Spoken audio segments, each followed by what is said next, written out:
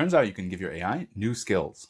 I'm going to show you how you can have your AI talk to your calendar, talk to your browsing history, and get the weather, which may not be that interesting. But that's also what we're going to talk about in part 2, which is whether or not these skills are actually useful. Let's dive into it.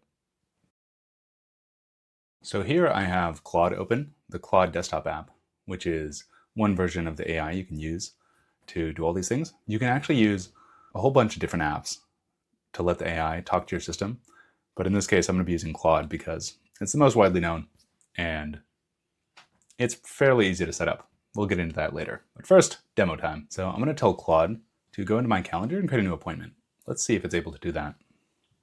When you use Claude, you have to specifically allow it to do all these things, which is a reasonable safety measure. And there you go. You can see it created an appointment, but it created it at the wrong time. I suspect that's because it doesn't know my time zone, but this is a good indication of what some of the limitations of this technology are. Let's try something else. Let's see if Claude can access my browsing history and figure out what websites I go to a lot. We're going to allow. All right, there you go. That seems reasonable, considering I do a lot of software development on these two URLs, localhost with different port numbers, and of course, Hacker News. Almost a guilty pleasure, considering how much I read that thing. And we'll try one more, just to show the third integration I talked about, which is the weather. Probably the least interesting, considering that Siri can do this, and that's one of the least capable AI assistants out there. So there you go. 3 demos, 3 skills that I gave to Claude, which it didn't have before. It had no way of telling what the weather was. It could not access my personal browsing history, of course, and it couldn't access my calendar. But we taught it how to do all 3 of those things using this new thing that I'm going to talk about next, which is called Model Context Protocol. It is a mouthful. So the way I was able to tell Claude, an app that I do not have access to via source code, I cannot modify the Claude app, but I can give it new skills using this thing that they're calling Model Context Protocol. What all this is a very technical way of saying that developers can create tools that you can use in your own AI. And it's done in a standardized way so that developers can use whatever language they want. You can use all sorts of different languages. You can interact with all sorts of different systems. And as long as it all adheres to this standard, this one way of doing things, you can use them with your existing applications like Claude. That's pretty cool. So if you want to actually do this yourself, how would you do it? Well, you have to configure Claude, and it is not exactly intuitive how to do so, but let's go over it real quick. The first thing you need to do is go online and find some tools that you can teach Claude how to use.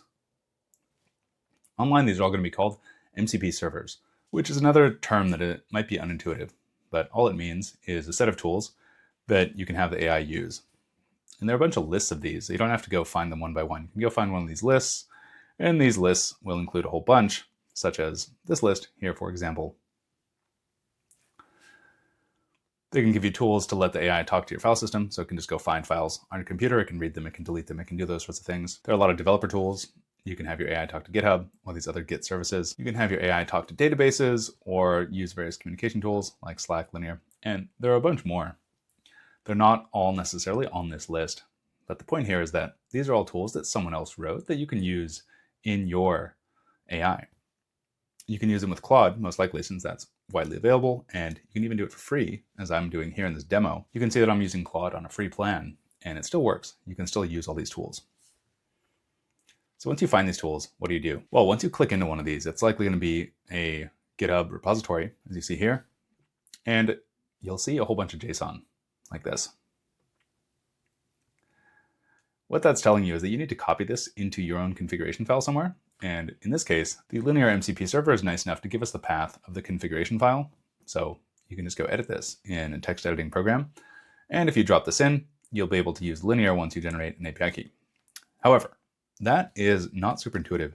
And having to set things up like API keys is also a lot of friction to just get running with something that might not even be useful for your use case. Real quick, here's what my current configuration looks like. I've added 3 different sets of tools, one for browsing history, one for weather, and one to manage my Google Calendar. And I've hidden the environment because I don't want to share my secret keys out on the internet.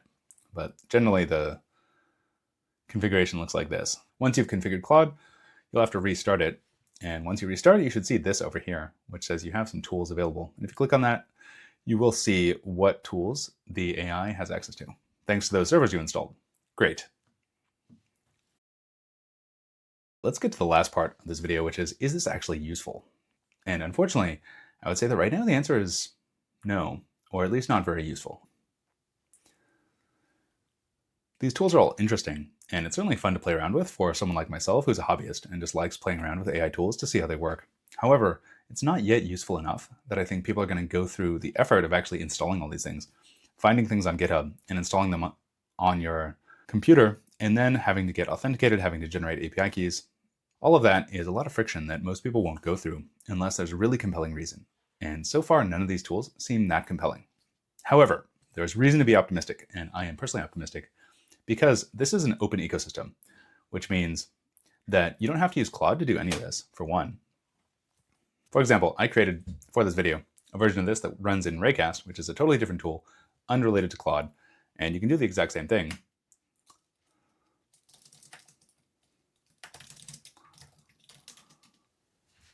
You can ask it questions, and it'll respond based on the tools it has access to. There you go. The AI was able to tell us the obvious, that it is very hot in Singapore. We can also have it use the calendar integration. I'll go ahead and remove that appointment I created earlier in this video.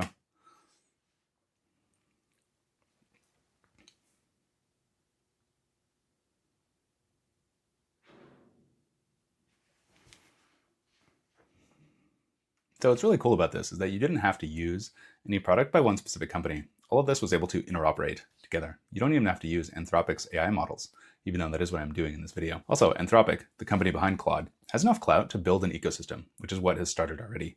There's an ecosystem of developers and hobbyists building various tools that might actually be more useful in the next few months than they are today, which is why personally I'm optimistic about this. It's open, it has an ecosystem, and there are a bunch of people who are very interested in this, putting in a lot of time to figure out how to make this useful. Even beyond that, Anthropic themselves has a roadmap where they've listed out some of the troubles that I've mentioned here and some of the troubles I've seen in my own usage, and they're intending to fix them. They want to have a lot of the issues fixed within the first half of 2025.